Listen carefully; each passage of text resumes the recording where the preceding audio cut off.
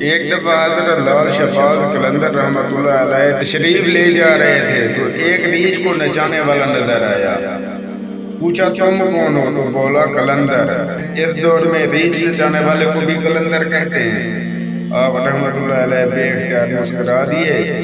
یہ بات اس ریچھ والے کو پسند نہیں آئی۔ کہنے لگا آپ کون ہیں؟ فرمایا میں بھی قلندر۔ کہنے لگا آپ کیسے قلندر ہیں؟ نہ آپ کے پاس ریچھ ہے نہ ڈگڈگی، تو تماشا کیسے دکھائیں گے؟ فرمایا پہلے تم دکھاؤ پھر میں دکھاتا ہوں۔ ریچھ والے نے ڈگڈگی بجائی اور ریچھ کھڑا ہو کر ناچنے لگا۔ اس نے کہا اب آپ کی باری۔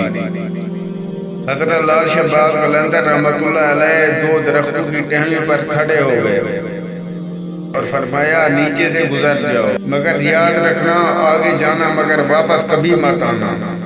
جیسے وہ نیچے سے گزرا ماحول ہی بدل گیا۔ جہاں تک نظر دیکھے خوبصورت پہاڑ، سرسبز وادیاں، نہ موسم گرم نہ ٹھنڈا۔ ابھی اسی سوچ میں ہی تھا کہ دیکھا ایک عظیم لشکر سپاہیوں کا گھوڑوں پر سوار تیزی سے اس کی طرف بڑھ رہا تھا۔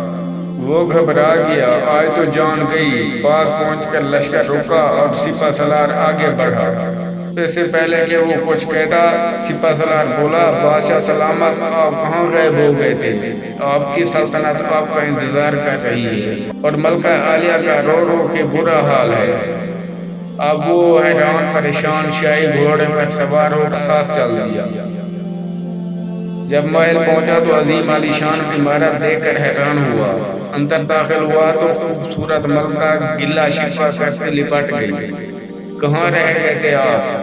سب بھول کر نہا دھو کے شاہی پوشاک پہن کر تخت پر بیٹھ گیا۔ سالوں گزر گئے، بچے ہوئے، شہزادے بڑے ہو گئے، بڑھاپا آ گیا، جسم سے جان منہ سے ذائقہ چلا گیا۔ ایک دن اپنی سلطنت میں دریا کے کنارے بیٹھے خیال آیا آخر ہوا کیا تھا۔ اسی جستجو میں وہ وہیں پہنچا جہاں پر لشکر تھا تو دیکھا درخت اب بھی موجود ہے۔ سوچا چلو دیکھتے ہیں ہوا کیا۔ درخت کے بیچ سے گزرا، ماحول بدل گیا۔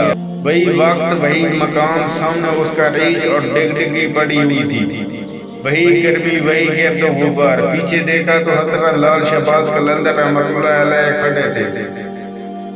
اس کی حالت غیر ہوگی۔ بولا جناب میری سلطنت، میری ملکہ، میرے شہزادے۔ تو آپ رحمۃ اللہ علیہ نے فرمایا سب تماشا تھا۔